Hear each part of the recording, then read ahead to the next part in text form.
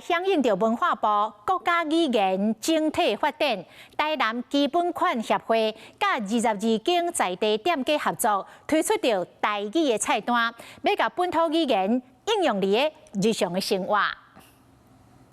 最近伫台南东区的健身运动中心，有真个人伫自我训练，对着一寡训练器材甲动作，要用台语来讲有较困难。这间的健身教练特别设计字卡，好学员哪运动哪学台语。二头肌弯举，叫做秋豆香澳。咱职业场合拢已经惯习讲华语啊，所以我就想讲，咱把这专有名词的台语甲找出来。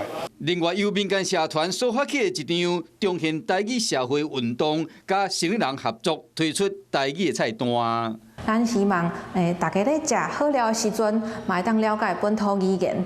要将台语生活化，为这开始，即间开30档的面店啊，伫点菜过程中，就自然将台语讲出来。即卖有台语菜单，就是当看顶悬的字，还有迄个拼音去知影这个字，迄个。